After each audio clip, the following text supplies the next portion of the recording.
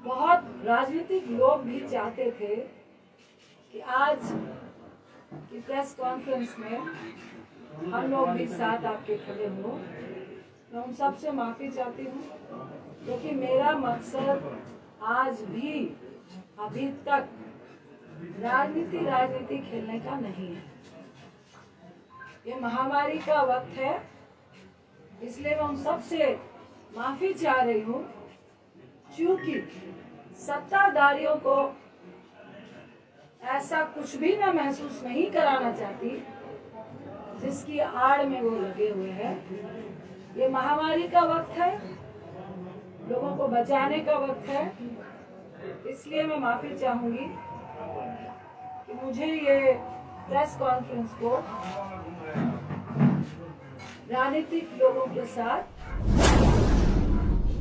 मैं उन सब का धन्यवाद करती हूँ कि जो तहे दिल से पप्पू जी के साथ है।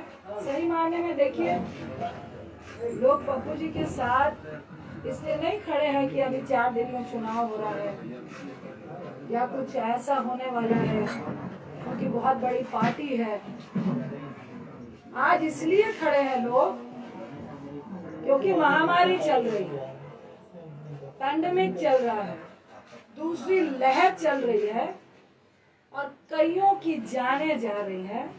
सब लोग भयभीत हैं और उस भय में हम और आप एक दूसरे का सपोर्ट कर रहे हैं।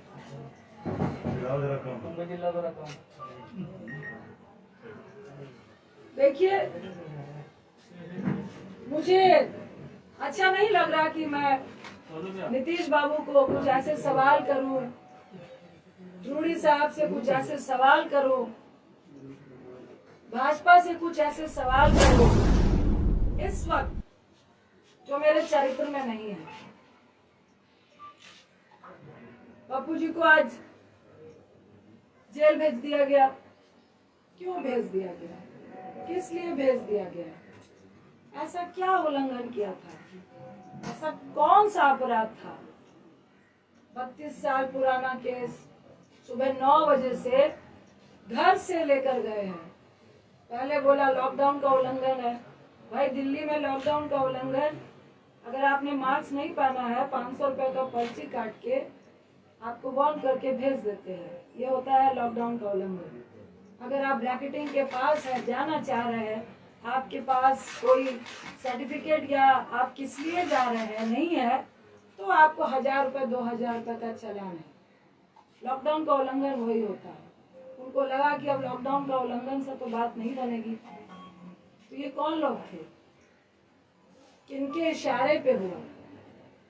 नीतीश बाबू, अगर आप कमजोर और असहाय महसूस कर रहे थे तो भैया हम लोग को भी फोन करके बता देते कि भाई मैं मजबूर हूँ, बहुत कम विधायक आए हैं और भाजपा का सिर्फ बिहार में नहीं पूरे देश में गुंडा राज चल रहा है।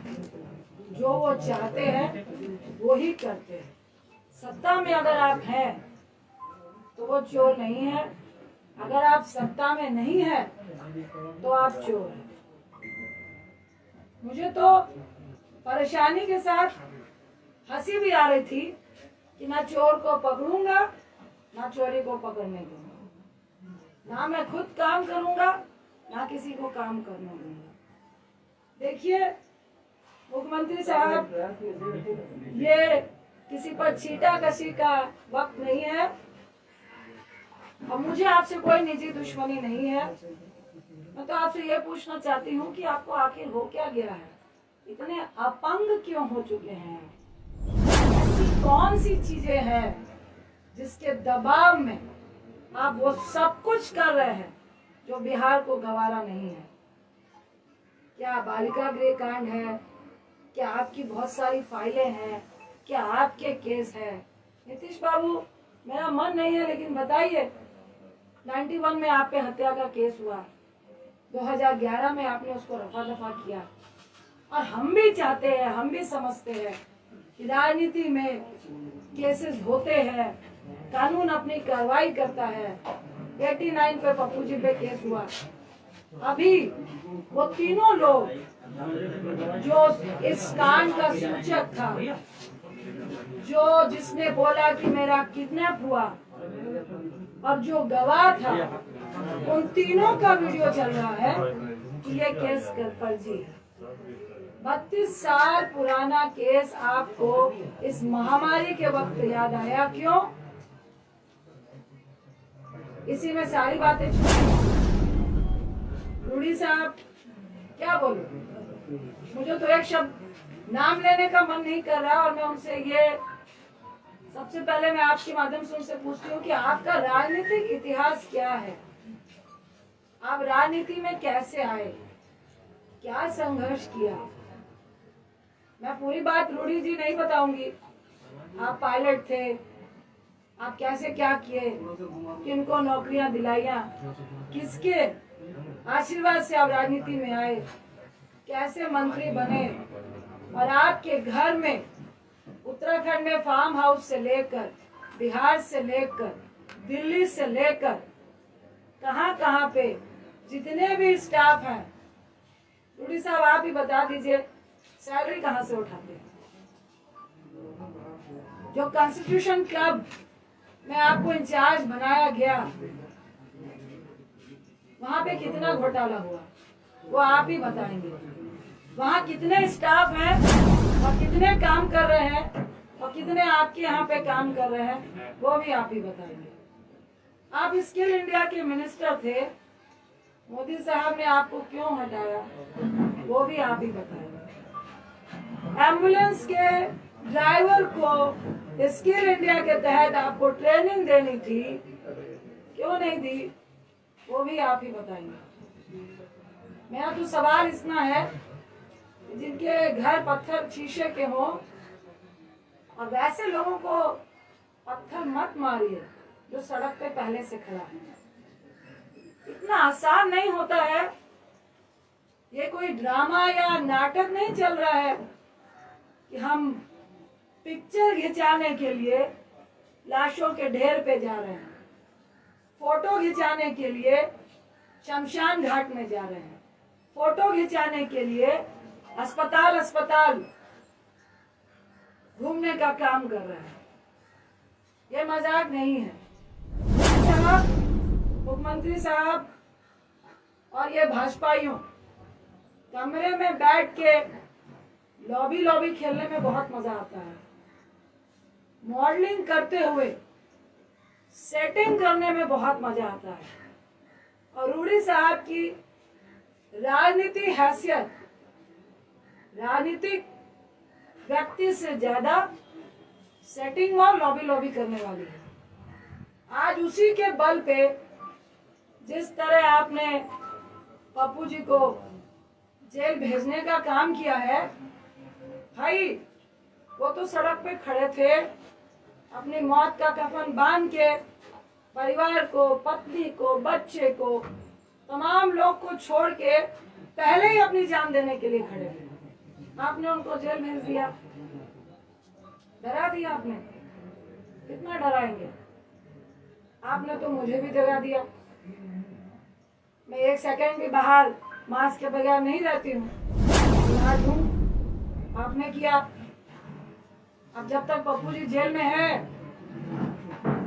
खेल तो होगा और अस्पतालों का निरीक्षण भी होगा। जो बेड आप लोग बेच रहे हैं प्राइवेट और सरकारी, और जिन माफियाओं से मिलकर ड्रग्स की कालाबाजारी हो रही है, ऑक्सीजन की कालाबाजारी हो रही है, रेमडेसिविर की कालाबाजारी हो रही है, ये खुंदक सिर्फ पप्पू जी के राजनीतिक कद से नहीं है, ये खुंदक आपकी और ड्रग्स कंपनियों की अरे बोल लो भाई, तुम लोग पीछे जो एक साथ मिली भगत से जो आप पैसा कमाने में आज बिहार में रोक लग रही थी। हर अस्पताल में लगातार लोग रोक लगा रहे थे। हर अस्पताल में एक तरफ 95,000 का ऑक्सीजन सिलेंडर मिल रहा था, तो कोई व्यक्ति आपको फ्री में पहुंचा रहा था, आपकी दुकान बंद हो रही। आपने छेड़ा है, अब तो हम लोग भी चपा चपा छानेंगे। कितनी मिली भगत है, ये तो सबके सामने है, सरेआम है। कि जहां पर शमशान घाट में 200 लाशें जल रही है, वहां आप 10 दिखाते हैं। सिर्फ बिहार में नहीं, हर जगह पे, उत्तर प्रदेश में, दिल्ली में, मध्य प्रदेश में, जहां जाइए वहीं ये हाल है। देखिए, सत्ताधारियों को उतना ही डराना चाहिए जितने में लोग डरे। इतना भी मत डराइए कि लोग डरना भूल जाए। और जो सड़क पे खड़ा हुआ व्यक्ति को आप जब डराने की कोशिश करते हैं, मौत का कफन बांध के खड़ा हुआ व्यक्ति, उस व्यक्ति को जब आप डराने की कोशिश करते हैं तो डर खुद डर जाता है।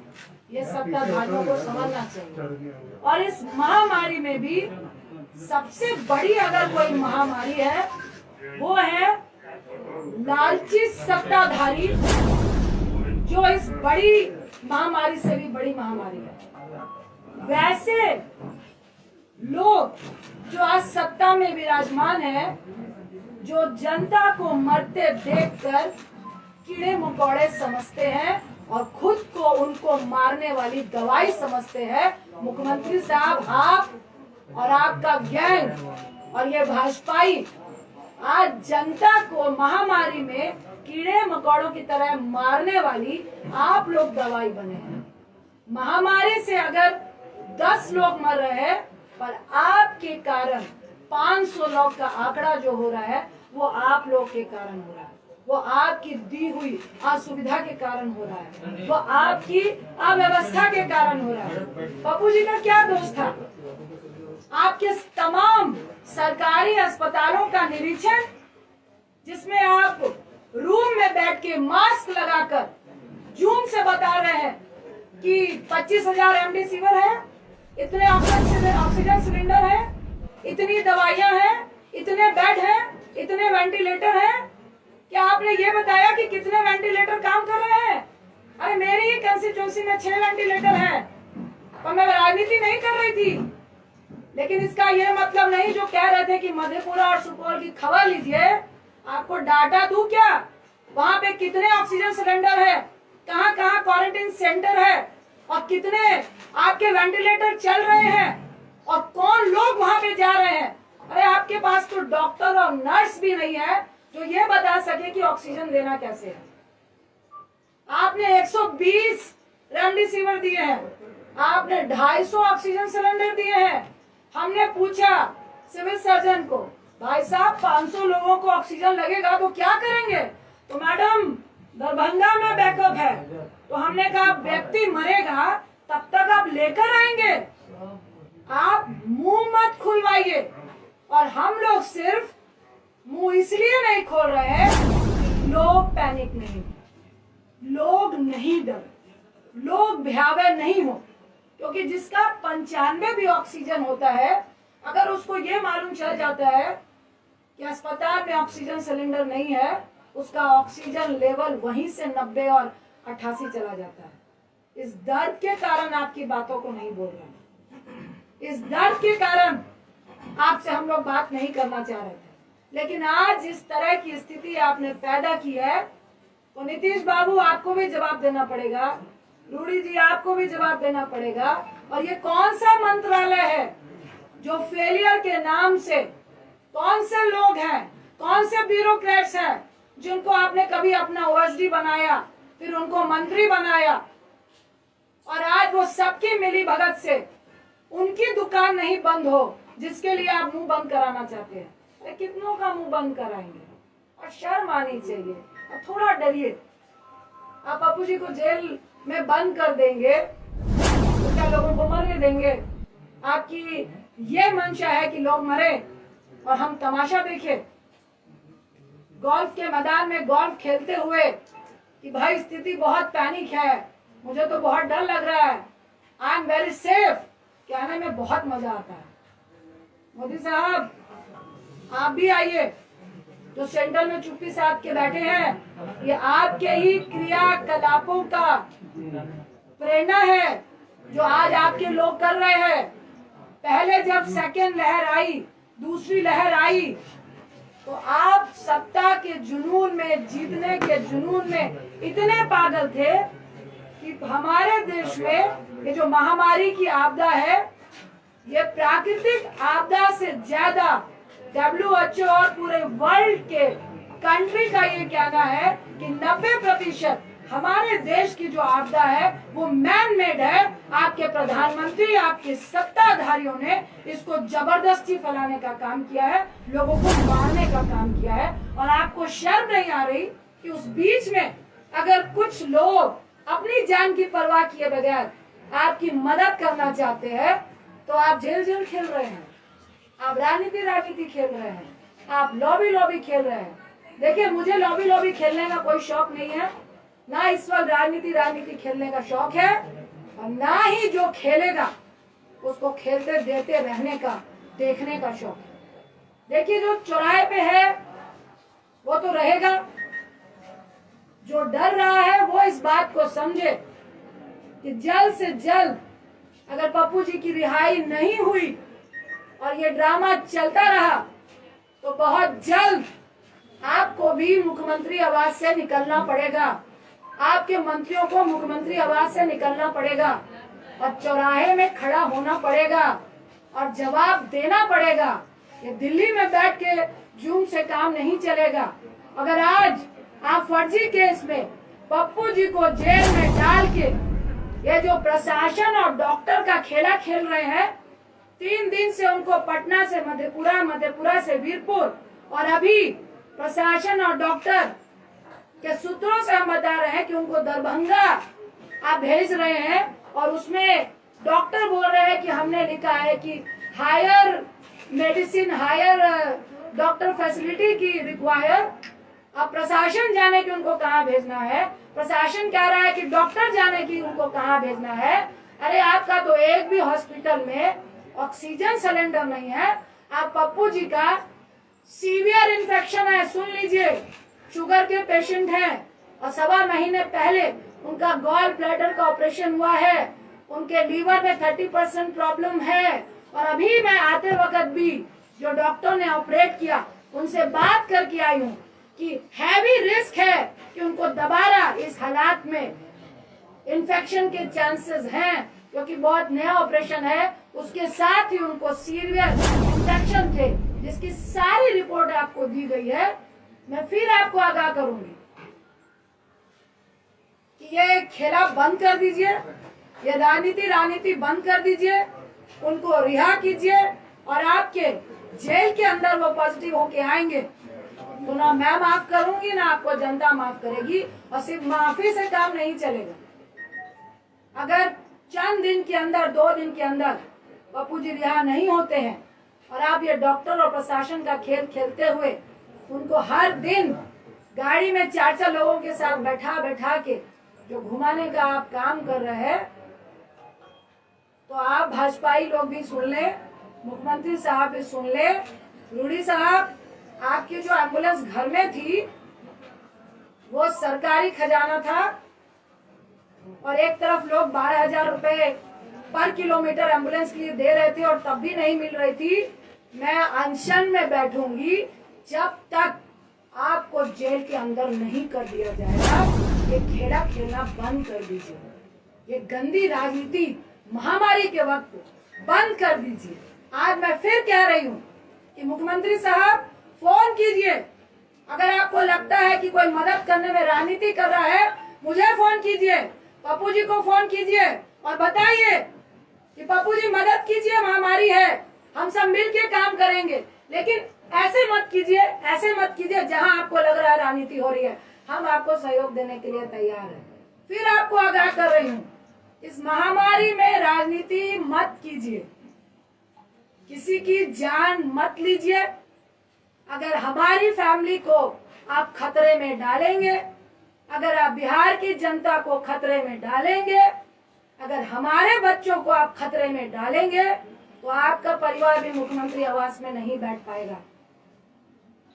आपका बेटे की मैं रिस्पेक्ट करती हूँ, भूल हो गई, आपका पूरा परिवार नहीं है, लेकिन मैं टिप्पणी नहीं करूंगी। भाजपाइयों का परिवार है, जो मॉडलिंग करते हैं उनका परिवार है, और मुझे सबके परिवार के लिए दया है और सबके परिवार की फिक्र है। इसीलिए हम लोग चुपचाप बैठे थे। इसीलिए आज मेरा बेटा यहाँ नहीं आया, क्योंकि मैंने अपना रिस्क लिया, उसका नहीं लिया। तो बेटा रुक जाओ, पैंडेमिक चल रहा है और ये बहुत गुंडई राज वाले लोग हैं, किसी की परवाह नहीं है। जब जनता को ये कीड़े मकोड़े समझते हैं तो हम लोग की क्या औकात है। लेकिन औकात उसी की होती है जो गोल्फ लिंक में बैठकर गोल्फ खेल रहा होता है और पेस्ट्री होता है, जो सड़क पे होता है, उसको औकात दिखाने की कोशिश नहीं कीजिएगा। मैं इतना ही क्या कि मुख्यमंत्री साहब, अब ये राजनीति बंद कर दीजिए। उनको इस फर्जी केस से वीडियो वायरल हो रहे हैं, वो सब दिख चुका है कि वो फर्जी केस है। उनको रिहा कीजिए और हम लोग सब मिलकर इस महामारी से लड़िए, क्योंकि एक तरफ आप इतनी घटिया राजनीति कर रहे हैं और दूसरी तरफ तीसरी लहर की बात इस देश में हो रही है, उसकी चिंता कीजिए। अपनी राजनीतिक रोटियां सेकने की चिंता मत कीजिए। अगर आपको डर लग रहा है उनके कद से, तो चुनाव अभी बहुत दूर है, तब तक जनता भूल जाती है। ये आपको हम लोगों से ज्यादा मालूम है, इसलिए महामारी की फिक्र कीजिए, राजनीति की फिक्र मत कीजिए। बहुत बहुत धन्यवाद। हाईकोर्ट में याचिका भी खारिज कर दिया गया है, जो जानकारियां हमें मिली है। देखिए वो खारिज नहीं है, उन्होंने कहा कि आप प्रोसेस से आइए। ये देखिए, हमको सबसे पहले मैं कहूँगी कि मुझे कोर्ट पे पूरा विश्वास है, न्यायपालिका पे पूरा विश्वास है। इन्होंने सोची समझी साजिश से इनको जेल भेजा, क्योंकि 17 तक कोर्ट बंद है और कोई भी मैटर इस तरह से सुना नहीं जा रहा है। लेकिन आज हम लोगों ने मेंशन किया है, इन्होंने तो सुप्रीम कोर्ट की भी धज्जियां उड़ाई है। सुप्रीम कोर्ट ने कहा है कि इवन 7 साल से नीचे वाला भी कोई मुजरिम भी है, उस पे भी अगर जेल जाने की नौबत आती है तो आप इस पैंडेमिक पे उसको जेल नहीं ले जाएंगे, और अगर कोई जेल में है भी तो उसको 90 दिनों की आपको पैरोल देनी है। सही मायने में कानूनी तरीके से जब इनको मधेपुरा भेजा गया तो मजिस्ट्रेट को ही खड़े खड़े इनको बेल दे देनी चाहिए थी। लेकिन ये रणनीति है, और मैं नहीं चाहते हुए मैं कहूंगी कि दबाव में है। वहाँ पे कुछ हो रहा था, लेकिन रात के 8 बजे नहीं हुआ। ये लोग खरीद रहे हैं और इनको जबरदस्ती इस मंशा से तंग किया जा रहा है कि पप्पू जी तंग हो, 4-5 दिन रहे, उनको भी महामारी से डर लगे, उनको भी जेल से डर लगे। जब वो डर जाएंगे तब हम देखेंगे।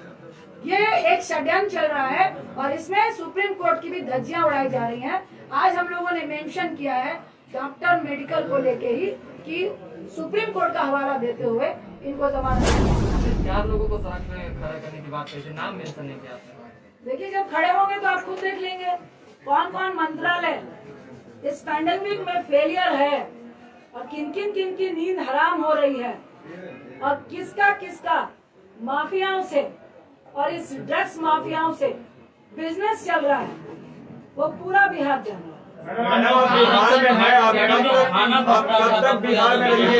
बंद करा दिया गया है, बहुत जगह लोग जो है खा नहीं पा रहे हैं, जो खाना मिलता है उसको। देखिए, ये मैं कहूँगी कि महामारी में बहुत ही घटिया किस्म की राजनीति हो रही है। हम लोग का खाना अभी भी बन रहा है, लेकिन वो परमिशन नहीं दे रहे हैं, पास नहीं दे रहे हैं। हम लोग फिर पास के लिए लगे हैं। मैडम आप कब तक बिहार पास में नहीं देंगे, हम लोग वोट देंगे। बिहार में मैडम पप्पू यादव उजागर कर रहे थे काफी खुलासों को, आप उनको कंटिन्यू रखेंगी जो वो कर रहे थे? देखिए, और कहीं प्रशासन भी आप पर ये कार्रवाई कर सकती है? मैं बिहार हूँ, मैं दिल्ली हूँ, मैं कहाँ हूँ, लेकिन आपके अस्पतालों का निरीक्षण लगातार चलेगा और आपके अस्पतालों की पोल अगर आपने सही नहीं की तो वो आप लोग फोटो देखेंगे, उसके वीडियो चलेंगे।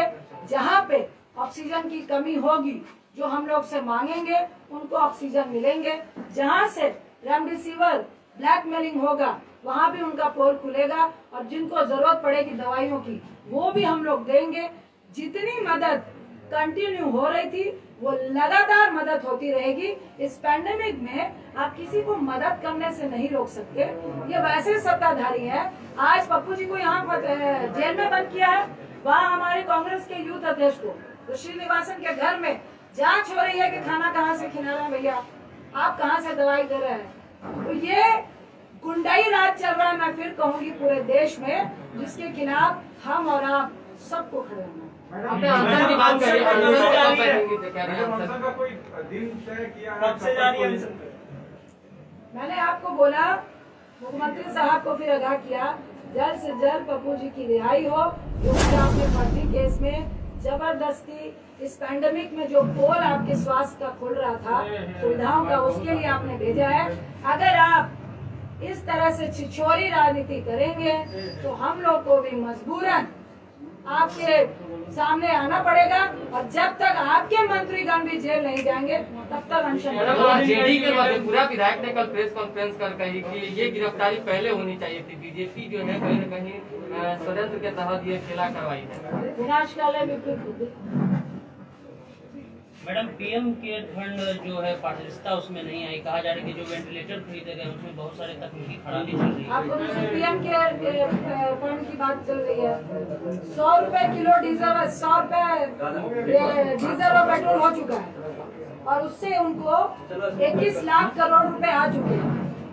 और पीएम फंड में भी कितने रुपए आए हैं वो उन्होंने बताया नहीं है, और ये पैसा कहाँ जा रहा है, किसकी जेब में जा रहा है? क्या मुझे तो मैं दावा करती हूँ कि ये ऑक्सीजन सिलेंडर की ब्लैक मेलिंग वालों को मिल रहा है। अभी दिल्ली में खान मार्केट में पकड़ाया था 800 जो ऑक्सीजन आपके कंसंट्रेटर है, और उनका जो नवनीत कालरा वो बीजेपी और आम पार्टी से मिला हुआ है। ये तो मिली भगत ही, और उन्हीं को पैसे दिए जा रहे हैं कि आप विदेश से मंगाइए 20,000 में और यहाँ पे 70,000 में दीजिए, और फिर हमारे पार्टी फंड में भी दीजिए। तो चुनाव में आखिर सत्ता पाने के लिए किस तरह से वो एमएलए महामारी को छोड़ के सेंट्रल विस्टा पर ज्यादा ध्यान दिया जा रहा है अभी मैडम सिंपल सवाल ये है कि 2005 में जब चंद्रशेखर खड़े हुए थे मधेपुरा से, उन्होंने पैम्पलेट पर आपका और पप्पू जी का फोटो लगाया था, लेकिन कल उन्होंने कहा है कि पप्पू यादव गुंडा है और बीजेपी के एजेंट है। आप सवाल का भी जवाब आप खुद ही दे रहे हैं। नहीं तो आप बताइए ना कि आपका फोटो भी इस्तेमाल किया। मुझे कोई खबर नहीं, वो इस लायक नहीं है। मैडम जिस तरह से पप्पू जी लगातार सरकार के खिलाफ उद्भेदन कर रहे थे, क्या रंजीता रंजन जी अभियान खास करके इसी तरह का पप्पू जी का जो कार्य था वो संभाले? देखिए, मैं इस पैंडेमिक में तमाम बिहार वासियों के साथ हूँ, और ये दुर्व्यवस्था जो स्वास्थ्य में है उसके साथ हूँ, जो हमारा सिस्टम फेलियर है उसके साथ हूँ, और लगातार खड़ी हूँ। इसके लिए मुझे कोई नहीं आरजेडी से क्या उम्मीद है? हम महामारी की बात करने आए हैं, और आरजेडी के भी बहुत सारे ऐसे एमएलए हैं, बहुत सारे ऐसे लोग हैं जिनका दर्द पप्पू जी के लिए है, और जो गलत हुआ इस महामारी में उनके लिए है। उनको मैं बहुत बहुत धन्यवाद। Thank you.